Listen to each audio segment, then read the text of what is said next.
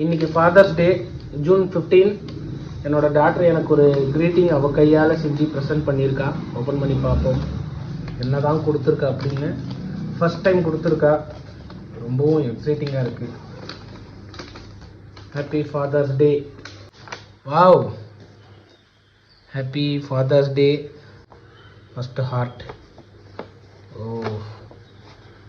thank you for pushing me always for weight.